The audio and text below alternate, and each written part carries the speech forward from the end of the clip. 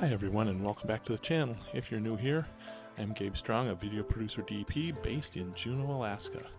And today what we'll be looking at is the Sony FX6 and using it for time lapses. I've shot hundreds and hundreds of time lapses with the FX6 since I purchased it. While it's not a DSLR, the FX6 does have a lot of different options you can choose for shooting time lapses, especially for a video camera. Now, a lot of people will just set the FX6 into S&Q mode and set it to 1 frame a second. But there's a better way, and that's using interval record mode. And that's because there's a secret sauce in interval record mode, which is slow shutter speeds, much slower than you can use in the S&Q mode. Here you can see I'm in S&Q mode at 1 frame a second, and I'm going to try to set my shutter speed to a slow shutter speed, and the slowest it will let me go is 1/24th of a second. So I'm going to go into the actual menu system and see if I can figure out a way to set it slower in there. But you'll see here that anything slower than 1/24th of a second is grayed out, and that's especially important because I want to access these F shutter speeds, the frame accumulation, 2 frames, 3 frames, 4 frames, 6 frames, 8 frames, 16 frames, 32 frames, or 64 frames to give that smeary look, and I can't access them in the S&Q mode. But now let's switch over to interval record mode. Now you'll see here there's several different settings. So there's an interval time and the number of frames. So we're going to record 1 frame every second. And then we're going to go check out what shutter speeds we can access. But before we do that, actually I forgot to turn the interval record on. So I'm going to go back in there and switch that from off to on so that it will actually work. And now let's check out what shutter speeds we can actually record here in interval record. Now you see the F rates are all accessible all the way up to 64 frames. And these F ratings are the secret sauce that we want to access for our time lapses.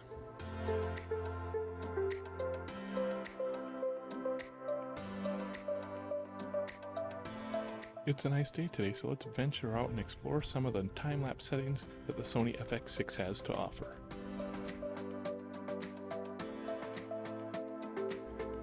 So first up, I'm going to set up at Marine Park downtown here, right in front of the cruise ship docks.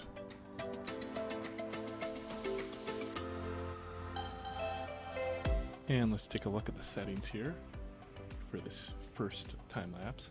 I've got 1 frame per second on interval record, and we're shooting at 1/48th of a second on the shutter speed. So this is just a normal 1 frame a second time lapse with 1/48th of a second shutter speed. You can do this in either interval record or S&Q mode, and we'll compare this to the interval record with the F shutter speeds here in just a little bit. Okay, so that time lapse is done. Now let's pop into the shutter speed settings and slow the shutter speed down to, we'll start this off with, we'll go to 8 frames for the shutter speed and see what this looks like. Now, this is going to let a lot more light in, so you'll have to increase your ND and drop down your iris, maybe both of them, to compensate for the extra light that's getting in. I actually messed up here. I should have lowered the f-stop even more to maybe a f6.3. It's a little too bright, but we'll still take a look at these 2 time lapses and see how they look.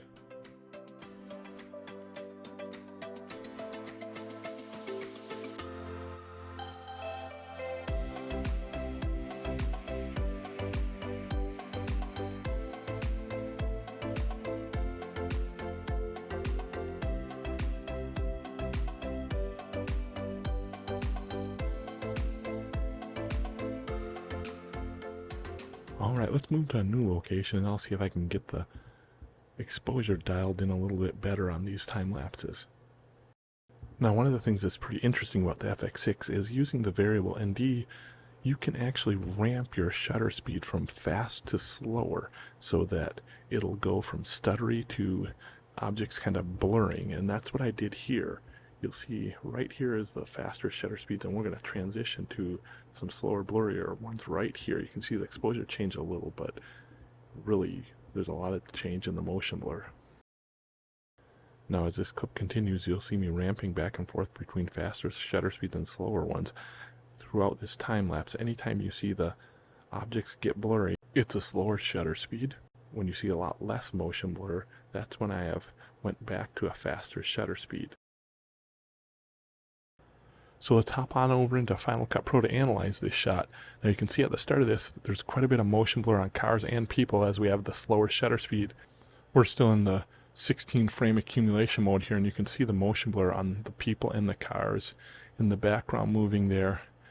Every time you step through, you'll see motion blur on anything moving, but we'll ramp from the slower shutter speeds to faster ones right here, and now you can see it's like a still shot. Each frame has no real motion blur on people or cars, or very little anyways, because here we've ramped to 1/48 second shutter speed. You can pause the playhead on these and look at them almost like a still and see there's almost no motion blur. Now we're going to step backwards through the video and see if you can tell where the slower shutter speeds come into play, and it looks like it's right about here. You can really see the motion blur on the people and the cars in these frames. And right about here is where we go back to the faster shutter speeds. So if you back up, there's motion blur.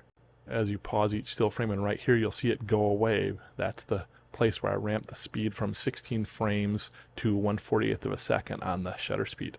And so now each frame looks like a still with no blurring, and we'll back out and you look at a still and see there's blurring in each one of these. So that's how the slow F shutter speed modes affect time lapses, by causing more motion blur.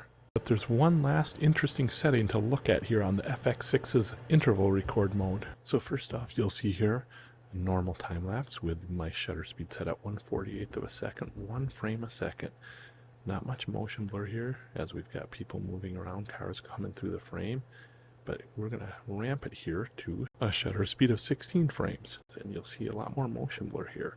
Now as we continue going on, we're going to ramp it again from 16 frames up to 32, so you'll see a little bit more motion blur coming in right here. Now there's more motion blur, but the interesting thing is, if you really want to make things look even more blurry, you can change your frame interval. So we're going to change it from 1 frame every second to 1 frame every 3 seconds, and you'll see that happen right here as everything speeds up and blurs out even more. So that's another option you have.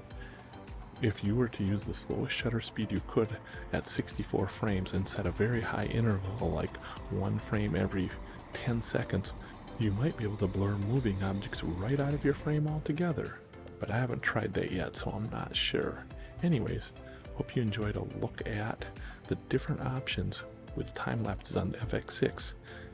Don't forget, if you like this content, like and subscribe. Thanks for watching, and we'll see you on the next video.